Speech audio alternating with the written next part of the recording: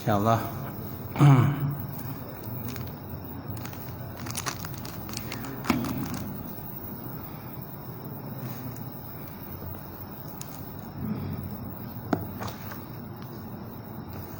Kita ke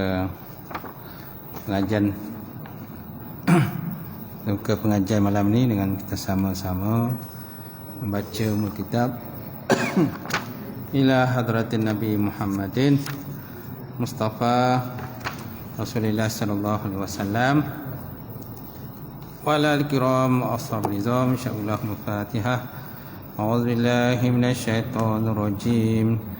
Bismillahirrahmanirrahim. Alhamdulillahi rabbil alamin. Ar-Rahmanir Rahim. Maliki yaumiddin. Iyyaka na'budu wa iyyaka nasta'in. Ihdinas siratal mustaqim. Siratal ladzina an'amta 'alaihim ghairil maghdubi 'alaihim waladdallin. Amin.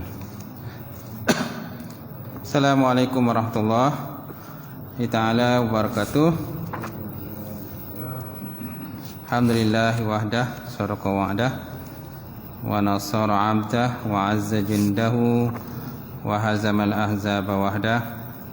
Asyhadu an la ilaha illallah wahdahu la syarikalah, wa asyhadu anna Muhammadan abduhu wa rasuluh. Allahumma salli wa sallim ala sayyidina wa nabina wa habibina wa maulana Muhammad imamil muttaqin wa qaidul mujahidin wa ala alihi wa sahbihi wa man da'a bi da'watihi wa sanna bi sunnatihi ila yaumiddin. Rabbi israh li sadri wa yassir li amri wa hlul 'uqdatam min lisani yafqahu qawli. Subhanaka la ilma lana illa ma 'allamtana innaka antal alimul hakim. Wala haula wala quwwata illa billahil aliyyil azim. Qala Allah Subhanahu wa ta'ala bil Qur'anil Karim. Ba'da auzubillahi minasyaitonir rajim. Bismillahirrahmanirrahim. Wattaqu fitnatan la tusibannal ladzina zalamu minkum khassah wa'lamu annallaha syadidul iqab. Sadaqallahul azim. Maksudnya, takut oleh kamu akan bencana yang akan terjadi, yang tidak akan berlaku, yang tidak akan terkena pada orang yang zalim di kalangan kamu saja, tapi kena kepada semua makhluk. Dan ketahui olehmu sungguh Allah Ta'ala itu Maha mengetahui terhadap apa yang kamu kerjakan. Dan Allah Ta'ala itu Maha keras balasan siksaan azab dia. Waqala Nabi sallallahu alaihi wa ala alihi wa sahbihi wa baraka wasallam, mayuridullahu bihi khairan yufaqihu bidin. Maksudnya barang siapa dikenaki Allah Ta'ala akan kebajikan, saya berikan kepahaman di dalam agama. Nawaitu ta'alluma wa ta'lim wa tazakkura wa tazkir wa naf'a wal intifa wal ibadatu istifadah wal hasa ala tamassuki bi kitabillah wa sunnati rasuli wa du'a ilal huda wa dalalati ilal khairi ibtigha'a wajhillah wal mardatihi wa qurbihi wa sawabihi subhanahu wa ta'ala. Yang saya hormati, silakan Fadil Tuan-Tuan Imam. Seluruhnya silakan Al-Fadil Tuan Bilal. Seluruhnya jawatan pengurusi surau, jawatan kuasa surau. Seluruhnya sidang jamaah muslimin, muslimat, mukminin, mukminat ta'ala. Alhamdulillah, kita panjatkan puji dan syukur kepada Allah Ta'ala kerana dengan limpah kurnia dan rahmat daripada Allah, kita dapat bersama sekali lagi pada malam ini untuk kita sambung pengajian kita, pengajian hadis kitab Riyadhus Shalihin yang dikarang oleh Imam Nawawi rahimahullah ta'ala. Jadi malam ni kita masuk bab yang baru, babus syafa'ah. Babus syafa'ah. Bab pada menyatakan syafaat. Jadi apa kata musannif dalam kitabnya, dia kata Islam menggalakkan umatnya supaya sentiasa mengambil berat dan membela serta mengasihani setiap orang yang mengalami kesusahan atau memerlukan pertolongan. Justru itu Allah Ta'ala menjanjikan pahala kepada orang-orang yang berbuat demikian. Firman Allah Subhanahu wa taala dalam Quran, "May yashfa' syafa'atan hasanah yakun lahu nasibum minha." May yashfa' syafa'atan hasanah yakun lahu nasibun minha. Maksudnya barang siapa yang berikan syafaat yang baik, barang siapa memberikan syafaat yang baik, nescaya dia akan memperolehi bahagian, nasibum minha, dia mendapat pahala ataupun bahagian daripadanya. Ayat surah An-Nisa ayat 85. Okey. Syafa'ah huwa as-su'al fi tajawuzi mina zi'bi wal jaraim. Syafa'ah maknanya permintaan ataupun persoalan pada melampaui daripada dosa dan juga kesalahan. Tajawuzi minaz zi'bi wal jaraim. Baik. Jadi syafaat ni biasanya kita biasa dengar lah, memberi syafaat kan. Dan Nabi, tapi syafaat ini bukan mana syafaat yang pada Nabi tu. Pada Nabi ada syafaat juga, mana syafaat uzma, syafaat yang besar, untuk membantu dan menolong umat-umat baginda Rasulullah sallallahu alaihi wasallam lah di akhirat besok. Itu. Tapi di sini bukan syafaat yang begitulah. Ini syafaat dari segi manusia biasa, mana saling bantu membantu di antara satu sama lain. Tersebut dalam Quran tadi, siapa yang berikan syafaat yang baik, nescaya dia akan memperoleh bahagian ataupun pahala daripadanya. Sama macam hadis Nabi itu, man sanna sunatan hasanan falahu ajruha wa ajru man amila biha ila yaumil qiyamah la yanqusa ila yaumil qiyamah. Barang siapa memberikan satu syafaat yang baik, maka baginya pahala dan pahala orang yang mengamalkannya, tidak terkurang walaupun sedikit pun. Macam tu. Ketiga, sebaliknya, man sanna sunnatan sayyi'ah falahu wijruha wa wijru man amila biha ila yaumil qiyamah. Barang siapa memberikan satu syafaat yang buruk, pertolongan ataupun bantuan yang buruk, maka baginya adalah dosa. Itu juga orang yang mengamalkan dia. Sebab daripada ulama kata syafaat itu maksudnya contoh, teladan. Sama ada teladan yang baik ataupun teladan yang buruk. Baik. Jadi malam ni ada dua hadis yang terdapat dalam kitab syafaat ini, bab syafaat. Yang pertama hadis daripada Abi Musa Asy'ari radhiyallahu ta'ala anhu, qala kana Nabi SAW iza atahu talibu hajatin aqbala ala julasaihi faqala ishfa'u tu'jaru wa yaqdillahu ala lisani nabihi ma habba, muttafaqun alaih, wa fi riwayatin ma syaa. Hadis yang pertama dalam bab ini telah diterima daripada Abi Musa Asy'ari. Abi Musa Asy'ari radhiyallahu ta'ala anhu, qala berkata ia, kana Nabi SAW, adalah Nabi SAW, iza atahu talibul hajat, apabila didatangi akannya oleh orang yang menuntut hajat. Talib ni mana orang menuntut. Apabila didatangkan Nabi oleh orang yang memerlukan pertolongan, talibul hajat, orang yang menuntut keperluan lah, hajat, keperluan. Lalu apa yang dilakukan oleh Nabi? Aqbala ala julasaihi, maka Nabi menghadap kepada orang-orang yang duduk di samping Nabi. Julasa asal daripada jalisun, duduk. Maka Nabi menghadap kepada sahabat-sahabat Nabi lah yang ada bersama dengan Nabi SAW pada masa tersebut. Apa kata Nabi? Faqala, maka Nabi pun bersabda, Ishfa'u, tu'jaru. Ishfa'u mana bantulah. Bantulah, tolonglah orang yang memerlukan hajat tadi. Tu'jaru, nasaya kamu akan mendapat pahala. Tu'jaru mana ujrah. Perkataan ujrah lah, pahala lah, upah. Tu'jaru, nasaya kamu akan dapat upah. Mana upah ni pahala lah. Bukan upah daripada segi material, tapi dari segi maknawi, maknanya pahala dia akan dapat di sisi Allah Subhanahu wa taala. Okey? Wa yaqdillahu ala lisan nabihi. Kemudian dan Allah Taala akan menyempurnakan atas lidah nabinya. Ma ahabba, apa-apa yang disukai, apa-apa yang disukailah, macam tu. Hadis ini riwayat daripada hadis daripada Bukhari dan Muslim, muttafaqun alaih. Mana hadis ini sepakat antara Bukhari dan juga Imam Muslim.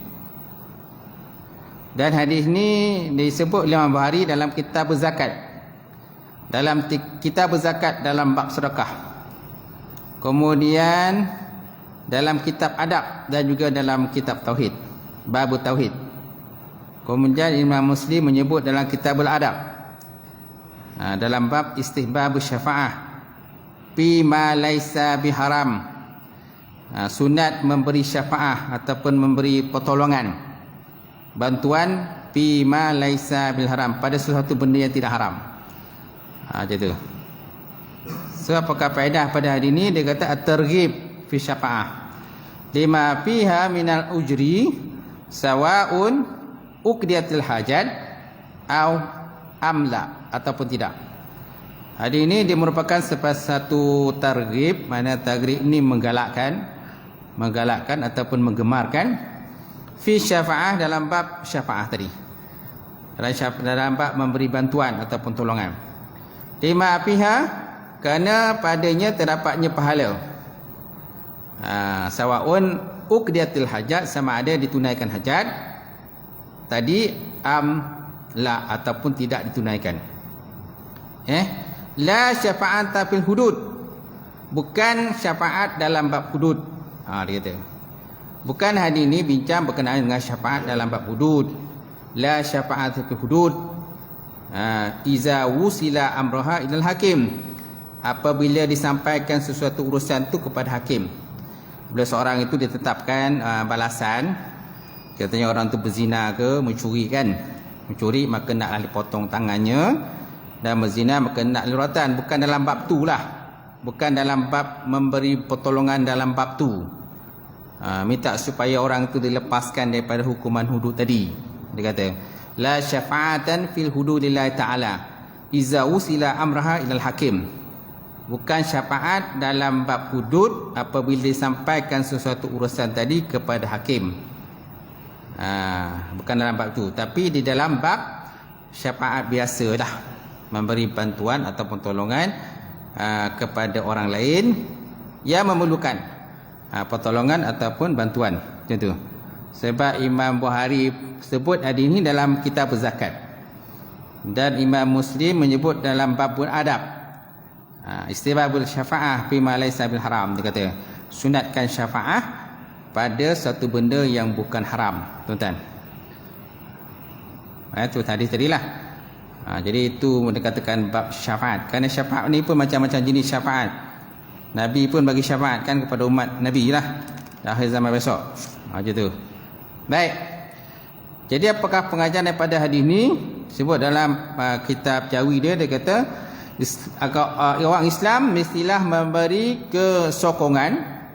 Orang Islam mestilah memberi sokongan kepada orang Islam yang lain dalam perkara-perkara kebajikan, dalam perkara-perkara macam amal ma'ruf nahi munkar lah gitu, ataupun ta'awanu 'alal birri wat taqwa wala ta'awanu 'alal ismi wal udwan. Naklah kamu bantu dalam perkara kebajikan dan takwa, dan janganlah kamu bantu dalam perkara dosa dan juga maksiat kepada Allah Subhanahu wa taala. Okay? Jadi orang Islam mestilah memberi sokongan kepada orang Islam yang lain dalam apa saja perkara kebajikan, sama ada perkara kebajikan itu kecil ataupun besar, makalah kita mestilah bantu dan sokonglah perkara kebajikan tadi. Kalau kita boleh join sekali, bantu lagi elok. Kalau tak pun hanya sekadarlah kita sokongan dari segi moral macam itulah. Okey. Kemudian yang kedua, Allah SWT menjanjikan pahala yang besar kepada orang Islam yang suka menolong orang yang dalam kesusahan.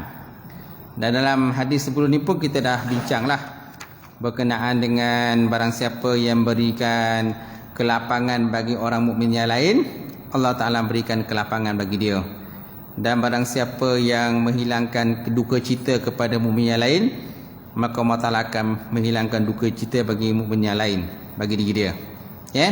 Dan barang siapa menutup kesalahan seorang Muslim, maka Allah Ta'ala akan menutup kesalahan dia kan. Dan hari itu kita dah bincang dah sebelumnya dalam bab qada'il hawajil muslimin, dalam bab menunaikan segala hajat-hajat orang Islam. Jadi dalam bab ini pun ada kaitan dengan bab yang sebelum ni. Baik. Kemudian yang ketiga, segala permintaan mana doa Nabi SAW diterima oleh Allah Subhanahu Wa Taala. Itu kalau doa Nabi lah. Kerana doa Nabi ni mustajab. Jadi segala permintaan dan doa Nabi Muhammad SAW diterima oleh Allah Subhanahu Wa Taala. Kemudian yang keempat, memberi sokongan pada perkara-perkara kebajikan adalah digalakkan dan akan mendapat ganjaran daripada Allah Ta'ala, sama ada dengan sokongan tersebut hajat orang yang disokong itu diterima ataupun tak diterima. Sama ada dengan sokongan tersebut hajat orang yang disokong itu diterima ataupun tidak. Tetapi kita dari konteks benda tu baik, bagus, maka kita pun akan mendapat pahala juga di sisi Allah Subhanahu Wa Taala. Itu. So jangan kita bantu orang ni kerana nakkan satu benda yang lain lah. Sebab ada yang minta yang tolong tu, dia nakkan satu benda, nakkan kedudukan, pangkat dan sebagainya, maka dia bantu. Tapi ada sesuatu di sebalik tu lah. Ini ada satu niat yang tidak baik. Baik. Kemudian kita lihat hadis yang kedua dalam bab ni juga. Hadis terima daripada Ibn Abbas. An Ibn Abbas radhiyallahu ta'ala anhuma fi kisati Barirah. Fi kisati Barirah wa zawjiha. Qala laha Nabi sallallahu alaihi wa ala alihi wa sahbihi wasallam, law raja'tihi. Lau raja'ti. Ini persoalan lah. Lau raja'ti. Qalat ya Rasulullah, ta'muruni. Ini pun persoalan juga. Ta'muruni. Qala innama ashfa'u. Qalat la hajata li fih. La hajata li fih. Rawahul Bukhari. Kama qala Rasulullah sallallahu alaihi wasallam. Hadis ini terima daripada Ibn Abbas radhiyallahu ta'ala anhuma, telah meridai Allah Ta'ala akan keduanya, itulah ayahnya dan juga Ibn Abbas, Abdullah bin Abbas. Abdullah bin Ibn Abbas kan, fi kisatil Barirah, dalam menceritakan ataupun mengkisahkan kisah Barirah. Kisah Barirah. Barirah ni ialah seorang hamba yang dimerdekakan oleh Sayyidatina Aisyah radhiyallahu ta'ala anha. Itu Barirah. Wa zawjiha, bersama dengan suami dia. Zawjiha, suami dia. Qala, berkata ia, qala laha Nabi sallallahu alaihi wasallam, maka berkatalah ia baginya oleh Nabi SAW, lau raja'ti. Dia kata lau raja'ti, kalau aku rujuk akan dia. Qala laha, berkatalah baginya oleh Nabi SAW, lau raja'ti, jika kalau kau rujuk akan dia, ataupun boleh tak kau rujuk dia, kata. Boleh tak kau kembali lah, maksudnya boleh tak kau kembali semulakan suami kau. Jadi Baridah ni dia dengan suami dia bercerai. Kisah ni disebut dalam bab talak, dalam hadis Bukhari, dalam kitab talak, bab syafa'an Nabi fi zaujil Barirah. Dia kata dalam bab syafaat Nabi pada suami Barirah, pada masalah perkahwinan antara Barirah dengan suami dia. Gitu. Baik. Qalat berkata ia, ya Rasulullah, ta'muruni, ta'murini, adakah engkau perintahkan aku ya Rasulullah untuk aku rujuk atau kembali semula? Qala berkata ia, innama ashfa'u, hanya saja aku hanya memberi syafaat. Aku memberi syafaat mana aku membantulah, mencadangkan macam tu. Qalat berkatalah ia Barirah, la hajata li fi, tiada hajat bagiku padanya, tiada hajat aku baginya. Rawahul Bukhari, hadis ni riwayat daripada Imam Bukhari, tuan-tuan. Macam tu. Jadi hadis ni ialah hadis kisah Barirah maula Aisyah Ummul Mukminin, iaitu bekas kepada hamba bekas kepada Sayyidatina Aisyah radhiyallahu ta'ala anha. Nama suaminya Mughis mim ghin ya sa, Mughis. Macam tu. Kemudian tikat tahu Barirah, kemudian dimerdekakan akan Barirah tadi oleh Ummul Mukminin. Fa khaira Nabi sallam, maka memilih akan dia oleh Rasulullah sallam untuk mengawinkan dia dengan Mughis tadilah. Maka Nabi mengawinkan dia dengan Mughis. Tetapi disebabkan ada masalah rumah tangga antara Barirah tadi dengan suami dia, maka berlakulah perceraian lah. Perceraian antara dua orang tadi, mana suami sendiri. Maka Nabi SAW pun tanyalah kepada Barirah, ya Barirah, kau tak nak kembali semula ke dengan suami kau? Dia kata. Maka Barirah katanya, ya Rasulullah, adakah kau suruh aku kembali balik kepada suami aku? Macam tu. Maka dia kata, aku tak naklah, la hajata li bih, dia kata, aku tak berhajat semula. Macam tu. Okey, boleh. Jadi kalau kita lihat terjemahan dia kata daripada Ibn Abbas, dia kata tentang kisah Barirah dengan suaminya. Nabi SAW bersabda kepada Barirah, alangkah baiknya jika engkau kembali kepadanya. Kata Barirah pula, wahai Rasulullah, adakah engkau menyuruh aku kembali? Jawab baginda, aku hanya menolong memberi pandangan kepada engkau. Itu maksudnya. Innama ashfa'u tu, hanya saja aku memberi syafaat. Maksudnya syafaat ni, aku hanya memberi pandangan. Bukan mana syafaat yang syafaat Nabi yang syafaat akhirat itu, bukan pada masa besok, tidak. Tapi yang di dunia ini, mana memberi pandangan, memberi idea dah. Alangkah baik wakah Barirah, kau kembalilah kepada suami kau balik. Macam tu. Buangkanlah yang keruh. Jadilah kita kan, buang keruh, ambillah jenis. Macam tu kan. Ambillah, janganlah fikir-fikir sangat, kata kan. Macam tu. Kau fikirlah yang benda baik, yang tak elok ni buanglah gitu. Itulah mungkin pandangan Rasulullah lah kepada Barirah tadi. Macam tu. Tapi Barirah ni tuan-tuan tak nak. Macam tu. Tak nak kembali. Terpulang pada perempuan lah. Walaupun ya tuan-tuan, dari segi hukum bab kahwinnya, memang lelaki itu kalau talak satu, talak dua, suami dia ada hak lah untuk rujuk semula kepada isteri dia. Dia ada hak untuk rujuk semula kepada isteri dia. Tapi kalau nak rujuk pun mestilah sebaik-baiknya mengambil kira jugalah tentang persetujuan daripada pihak isteri. Sebab tak ada guna kalau rujuk semula, sedangkan bila rujuk pun engkau aku kan. Engkau aku. Macam tu. Masing-masing buat tak tahu je.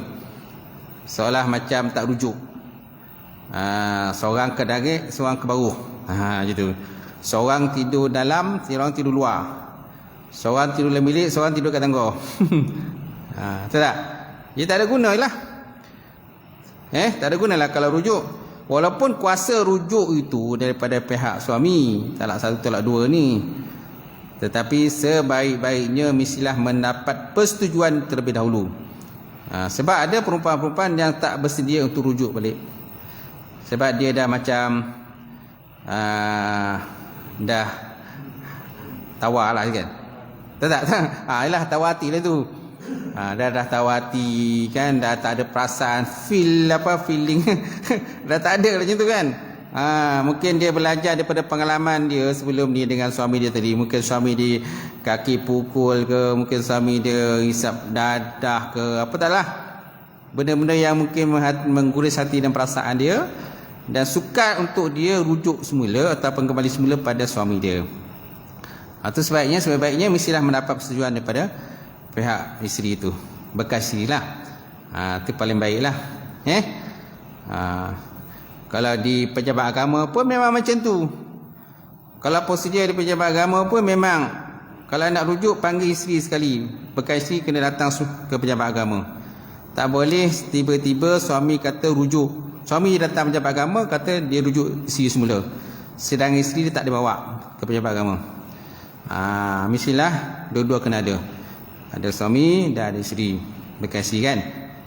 Jadi pendaftar akan tanyalah dengan pihak perempuan, adakah puan bersetuju untuk rujuk semula dengan bekas suami puan ni. Dia kata setuju. Aku setuju. Kalau setuju barulah kita minta bekas suami tadi melafazkan lafaz rujuk. Lafaz rujuk di depan pendaftar. Sama ada rujuk di depan kata pejabat agama, pendaftar, ataupun di mahkamah terus pun boleh juga. Mahkamah pun dia akan panggil juga perempuan tadi. Hakim dia takkan terus terima perkataan lelaki tadi dirujuk macam tu.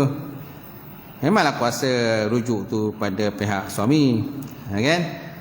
Tapi sebaiknya begitulah, meraihkanlah pihak isteri tadi supaya dia pun kena diambil kira jugalah pandangan dia macam tu. Pandangan juga kena ambil kira juga. Baik, kita lihat kembali pada hadis tadi. Keterangan hadis ini ialah Barinah ialah hamba yang dimerdekakan oleh Sayyidatina Aisyah radhiyallahu taala anha. Dia bersuamikan Mughis. Mughis yang juga seorang hamba, lalu Rasulullah memberi pilihan kepadanya sama ada dia kekal dalam suaminya ataupun pasah nikah. Penjelasan hadis pertama, hamba perempuan yang dimerdekakan sedang dia bersuamikan hamba mempunyai hak untuk memilih sama ada kembali semula kepada bekas suaminya ataupun mempasahkan nikah. Mempasahkan mana mohon pasah lah. Mohon pasah di depan hakim. Kalau masa Nabi ada, depan Nabi lah. Bila Nabi dah tak ada, depan hakim lah. Ataupun pihak yang tertentu yang telah pun dilantik oleh pemerintah. Macam tu. Jadi hamba perempuan yang dimerdekakan sedang dia bersuamikan seorang hamba, dia punya hak untuk memilih sama ada nak semali kepada bekas suami ataupun tidak, ataupun nak pasang nikah. Yang kedua, Islam tidak memaksa seorang perempuan itu yang telah diceraikan suami kembali semula kepada bekas suaminya. Nampak? Islam tidak memaksa. Okey? Tidak memaksa seorang perempuan yang telah diceraikan supaya kembali semula kepada bekas suami dia. Walaupun cerai talak satu, tapi talak dua kan. Talak raji'i lah. Raji'i kan kembali semula kepada bekas suami. Walaupun bekas suami dia ada hak mutlak untuk merujuk. Benda tu simple je, kataan rujuk kan. Saya rujuk kembali isteri saya pada pernikahan yang lepas. Macam itulah rapat rujuk dia. Saya rujuk kembali semula kamu kepada pernikahan yang lepas. Kan? Rukia rujuklah tu. Sah lah rujuk tadi. Kau ni ada saksi pula. Saksi. Walaupun separuh pendapat menyatakan rujuk sah tanpa saksi. Rujuk sah tanpa ada saksi. Kalau nak kira kan, mana yang ada tu bekas suami bekas isteri je. Kan? 2 orang tu je dalam bilik. Ataupun 2 orang tu je dalam kereta. Sah rujuk tu walaupun tak ada saksi. Akad tadilah. Saya rujuk engkau tadi. Saya rujuk engkau dengan perkahwinan lepas. Gitu. Tak disyaratkan kena ada saksi. Tetapi untuk mengelakkan berlakunya fitnah, sebaik-baiknya didatangkan 2 orang saksi. Panggillah saksi. Panggillah Tok Imam ke, Tok Bilal ke, kan. Sesiapa orang yang boleh, orang-orang yang boleh dipercayai orang-orang yang soleh yang boleh percayai, kaki surau, kaki masjid ke. Susah itu. Tuan tak jadi saksi kan. Macam tu. Boleh, tak ada masalah. Lepas tu naklah didaftarkanlah. Didaftarkan akan rujuk tersebut. Sama ada didaftar, dibawa ke mahkamah dulu, dibuat pengesahan di mahkamah ataupun di pejabat agama. Cuma kalau pejabat agama kadang-kadang dia minta ulang balik. Walaupun dah rujuk di rumah, tetapi untuk lebih confirmation dia, maka pejabat agama maka minta ulang balik. Ulang balik kan, apa tu, lapar rujuk tadi macam tu. Kita tak nak nanti benda tu berbangkit kemudian. Ataupun umpam kata tak ada. Dan satu lagi, rujuk ini mestilah rujuk dengan lafaz, tak cukup dengan rujuk perbuatan. Rujuk perbuatan maknanya kembali bersama semula lah, tidur bersama semula, bersetubuh kembali lah, tanpa lelaki tadi mengucapkan perkataan aku rujuk pada engkau. Tak boleh. Kalau ikutkan mahkamah dia tak sah. Kalau mahkamah syariah tak sah lah kalau rujuk macam tu, hanya rujuk perbuatan saja kan. Tadi dah bergaduh kat luar tu, lepas itu perempuan-perempuan bergaduh, lepas bertumbuk, bertampar dan sebagainya, lepas itu baik balik, malam tu tidur bersama balik, bersetubuh balik kan, macam tu. Dah selera pun tajam balik kan. Tadi selera tak tajam, kat luar tadi selera tak tajam kan. Lepas itu malam tu kan, dah melintin ya, dah selera pun tajam balik. Dah tajam selera tu, dah bersetubuh lah balik kan, macam tu dua tadi. Sedangkan lelaki tadi tak ada pun kata aku rujuk engkau, tak ada kata rujuk, maka hanya rujuk perbuatan, istilahnya rujuk perbuatan lah tu. Bersetubuh semula, maka mahkamah dikira tidak sah lah rujuk macam tu. Dia mesti dilafazkan. Dan paling mudah ada saksi, panggil dua orang saksi ahli keluarga dan sebagainya, tu jadi saksi lah, supaya tak jadi timbul fitnah kemudian. Kemudian yang ketiga, orang Islam digalakkan memberi pandangan ke arah kebaikan dan jangan kecewa sekiranya pandangan itu tidak diterima. Jangan kecewa lah kalau pandangan kita tak terima, sebab mungkin ramai lagi pandangan-pandangan yang lebih bernas. Gitu. Dalam meeting pun mungkin, dalam meeting jawatan kuasa surau, jawatan kuasa masjid, biasalah tu. Meeting kat pejabat ke tempat kerja dan sebagainya, ada masanya pandangan kita akan terima oleh orang, ada masa orang tak terima pandangan kita, ada lagi pandangan lain. So kita kena dengan orang terbuka hatilah. Kena terbuka hatilah, maknanya kalau orang tak terima tu okeylah tu. Sebab kalau orang terima kan, kau kena buat pula. Kalau cik terima, okey, pandangan cik terima, okey, nanti minta tuan jadi leader lah untuk kita buat benda tu. Satu hal juga tu, bila pandangan terima tuan, kalau pandangan terima okey, tak ada masalah.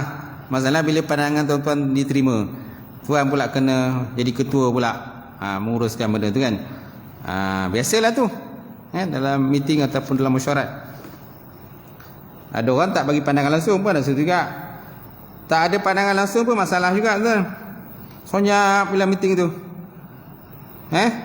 Jadi pengurusi minta pandangan, semua senyap, tak ada pandangan. Tak ada pandangan maknanya setuju lah tu. Mungkin ada pandangan pertama sebelum tu, maka setuju lah, tak ada pandangan lain. Habis. Seterusnya kita masuk bab yang kedua, babu islah bainan nas. Babu islah bainan nas, bab pada mendamaikan antara manusia. Ni bab yang baru pula. Kata musannaf, dia kata berusaha memperbaiki kelompok masyarakat Islam itu adalah dikenaki oleh Islam. Apatah lagi sekiranya terdapat antara kelompok tersebut berseteru, bersengketa, berselisih faham yang menimbulkan pecah belah dan pulau memulau antara satu sama lain, maka wajiblah atas seorang muslim atau satu kumpulan mendamaikan antara mereka itu. Kerana perdamaian adalah lebih baik dan menjamin keharmonian hidup bermasyarakat. Firman Allah Subhanahu wa taala Al-Quran, dia kata la khaira fi katsirin min najwahum illa man amara bi sadaqatin aw ma'rufin aw islahin bainan nas. Maksudnya la khaira fi katsirin, tiada kebajikan pada kebanyakan daripada bisikan-bisikan mereka. Tiada kebajikan bagi kebanyakan daripada bisikan-bisikan mereka. Najwa maksudnya tatahaddasuhum sirran. Najwa maknanya bercakap-cakap secara sir. Cakap perlahan kan? Hanya beberapa orang yang dengar saja. Kan? Illa kecuali man amara bi sadaqatin, kecuali orang yang memerintah dengan bersedekah, au ma'ruf ataupun memerintah dengan buat benda yang ma'ruf, au islah ataupun mendamaikan bainan nas, di antara manusia. Di antara manusia. Itu firman Allah Ta'ala dalam surah An-Nisa ayat 114. Jadi Islam menggalakkan perdamaian lah. Kerana Islam tidak menggalakkan kita berpecah belah. Kerana zaman sekarang ni, faham-fahamlah zaman ni, banyak di kalangan kita kan, dia macam buih. Sebutlah hadis tu. Hari zaman umat aku macam buih je. Ataupun hari zaman umat aku ni diumpamakan seperti orang yang mengerumuni makanan. Okay. Orang yang mengerumuni makanan. Umat Islam pada akhir zaman seperti orang yang mengerumuni akan makanan. Macam tu. Kita tengoklah kalau orang mengerumuni makanan. Mana daripada kiri, kanan, depan semua akan kerumun makan. Sebab apa? Nak makan tadi lah. Macam tu.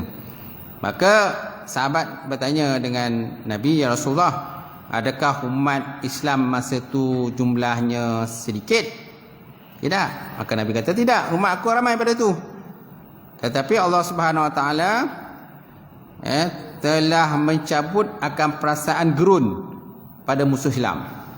Pada musuh Islam tak ada gerun lagi dah. Kepada orang Islam tadi.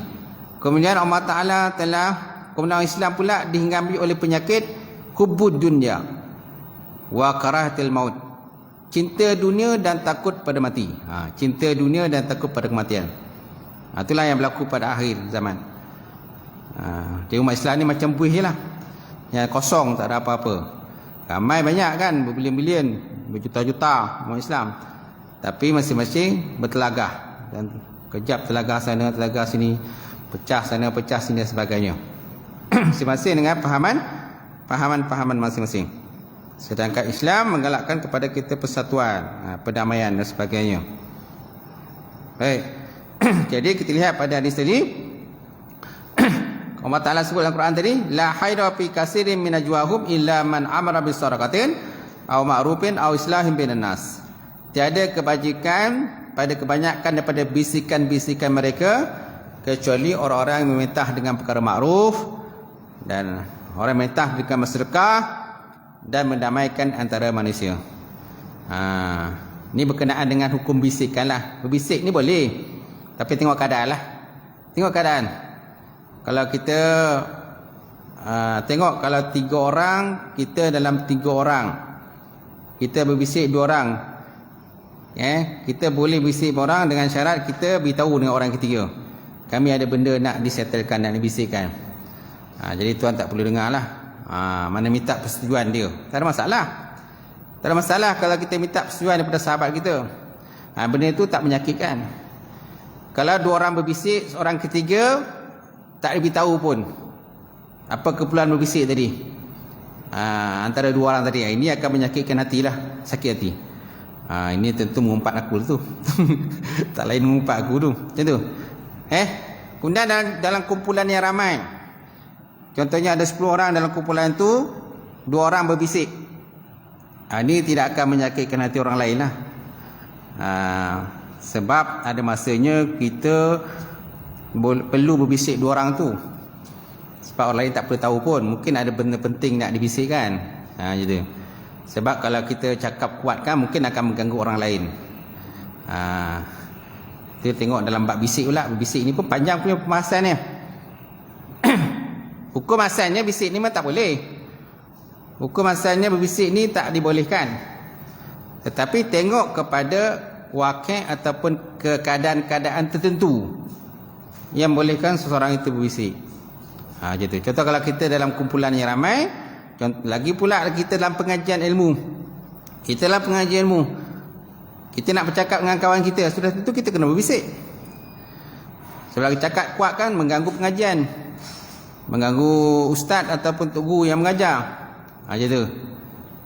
Okey. Kemudian kalau kita 3 orang ataupun 4 orang tadi kan, kita 2 orang nak berbisik, boleh kita berbisik dengan syarat kita minta persetujuan daripada orang yang ketiga tadi.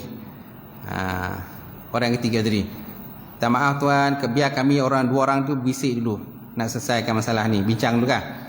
Macam tu. Dah selesaikan, kita buat balik 3 orang. Macam tu. Boleh. Maknanya kita minta persetujuan orang yang ketiga ataupun orang yang keempat, untuk kita berbisik, dibenarkanlah. Okey. Dan Nabi pun pernah berbisik. Kalau ikutkan, Nabi pun pernah berbisik kepada Sayyidatina Fatimah. Ingatkan kisah tu? Nabi pernah berbisik dengan Sayyidatina Fatimah satu hari. Satu hari isteri Nabi berkumpul. Kemudian Sayyidatina Fatimah pun ada, anak-anak Nabi pun ada dalam majlis tersebut. Kemudian Nabi pun masuk. Nabi masuk dalam majlis itu yang ada di sisi baginda dan juga Siti Fatimah. Kemudian ketika dalam majlis tersebut, tiba-tiba Nabi pun berbisik kepada Sayyidatina Fatimah. Bisikan kali pertama, Sayyidatina Fatimah sedih ataupun menangis bila Nabi membisikkan kali pertama. Dan Sayyidatina Aisyah melihat kejadian sedihlah, dan Aisyah pun tak tahu apa yang dibisik oleh Nabi kepada Fatimah. Kemudian Nabi membisikkan kepada Fatimah kali kedua. Bila dibisikkan pada kali kedua, maka Siti Fatimah pun tersenyum dan ketawa. Kemudian selepas daripada tadi, maka Nabi pun keluar. Setelah Nabi keluar, maka Aisyah pun tanya dengan Fatimah, "Ya Fatimah, apa yang dibisikkan oleh Rasulullah pada engkau?" Maka Fatimah kata, "Saya tidak akan mendedahkan apa yang telah pun dibisikkan oleh Rasulullah sallallahu alaihi wasallam." Banyak kali Aisyah minta supaya Fatimah menceritakan apakah yang dibisik oleh Nabi. Tapi Fatimah tetap merahsiakan apa yang dibisikkan tadi. Sampailah wafatnya baginda Rasulullah sallallahu alaihi wasallam.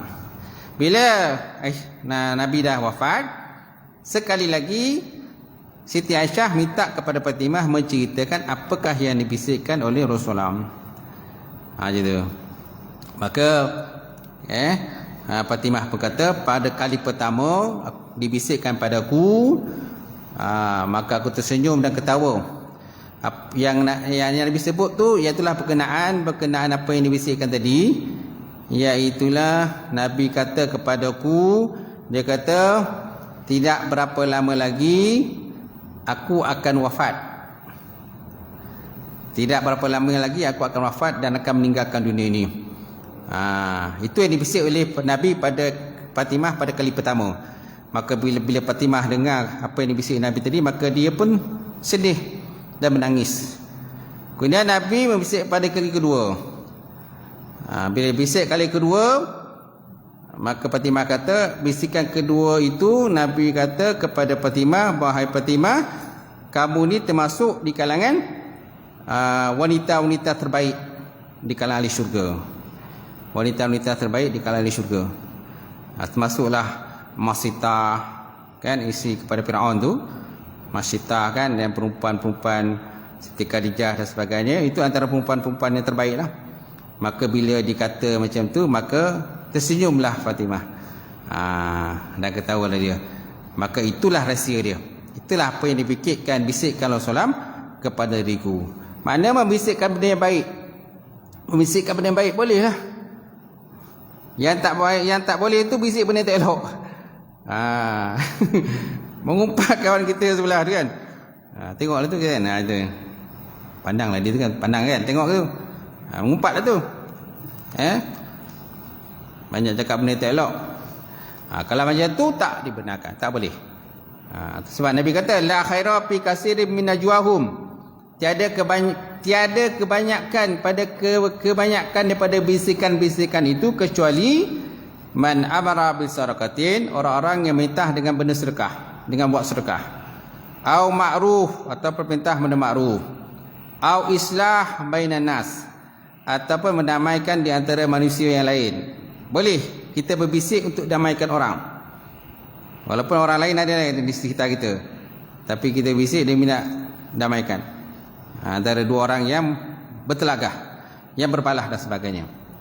Baik. Sebenarnya Allah Ta'ala berfirman dalam Al-Quran, dia kata wal sulhu khairun. Wal sulhu khairun. Surah An-Nisa ayat 128. Wal sulhu, dan pendamaian itu adalah baik. Pendamaian itu baik. Dan Allah Ta'ala juga sebut dalam Al-Quran, fattakullah wa aslihu zata bainikum. Fattakullah wa aslihu zata bainikum. Oleh itu naklah kamu bertakwa kepada Allah Subhanahu Wa Ta'ala dan perbaikanlah keadaan perhubungan antara kamu. Wa aslihu zata bainikum. Perbaikkanlah hubungan antara kamu di kalangan orang-orang beriman. Masing-masing mengaku beriman kepada Allah Ta'ala kan. So kenalah bersedialah, bersedia untuk menerima teguran daripada sahabat-sahabat yang lain. Kalau kita nak hidup dalam keadaan harmoni, satu jemaah surau dan sebagainya, so kena bersedialah. Kalau ada teguran daripada kawan-kawan kita yang lain, kena terima berlapang dada lah teguran tadi. Gitu. Dan juga firman Allah Ta'ala Al-Quran, innamal mu'minuna ikhwatun fa aslihu baina akhawaykum. Sesungguhnya kamu ataupun hanya saja kamu orang-orang yang beriman itu bersaudara. Kita ni semua bersaudara. Fa aslihu baina akhawaykum. Maka damaikanlah antara dua orang saudara kamu yang bertelingkah tadi. Sebab kita ni memanglah tak pernah sunyi daripada silap dan salah. Kullu ibnu Adam khatta'in wa khairan khatta'un at-tawwabun. Wa khairan khatta'in at-tawwabun. Setiap daripada anak Adam itu berdosa dan buat silap. Selalu buat dosa dan buat silap. Dan sebaik-baik orang yang berdosa bersilap itu ialah bertaubat kepada Allah Ta'ala. Dan kita kena tinggallah, mana manusia ni dalam bab dosa ni ada 3 golongan kan. 3 golongan dalam bab dosa. Satu, dosa kita dengan Allah Ta'ala. Yang kedua, dosa kita terhadap diri kita sendiri. Yang ketiga, dosa pada makhluk. Dosa sesama makhluk. Dosa kita kepada Allah Ta'ala, kita kena kembali pada Allah lah, minta ampun kepada Allah Ta'ala. Dosa kita pada diri sendiri, mana perbaiki dirilah. Perbaiki kelemahan kita, diri kita. Itu dosa diri atas diri kita sendiri, kelemahan kita kan. Dan yang ketiga, dosa kita kepada sahabat-sahabat kita, kawan lain. Maka naklah kita mendatangi dia, minta kemaafan. Berundur satu langkah lebih baik. Kan ada patah menyatakan macam tu. Berundur satu langkah lebih baik daripada melangkah beribu langkah ke depan. Gitu.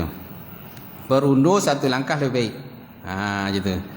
Mana kita undur sekejap, lepas tu kita langkah lagi ke depan. Tak boleh kita terusnya tu sedangkan kita tak minta maaf terhadap orang lain di atas kesalahan kita. Baik. Saya kata sekadar itulah perbincangan kita malam ni. InsyaAllah akan datang kita masuk hadis yang pertama. Belum masuk ada lagi Boya Quran dalam bab mendamaikan di antara manusia. Wallahu a'lam bissawab wa ilaihi jawab. Ada soalan tak sebelum saya tutup? Ada?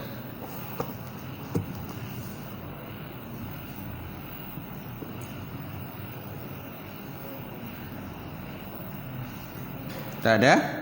Alright, tak ada. Auzubillahi minasyaitonirrajim. Bismillahirrahmanirrahim. Alhamdulillahirabbil alamin wassalatu wassalam ala asyrafil anbiya'i wal mursalin wa ala alihi washabbihi ajma'in. Allahumma zidna ilman nafi'a wa yaqinan ansarika wa ma'alam taqabbala wa rizqan halalan mubarakatan katsira wa si'an ya fatta ya alim.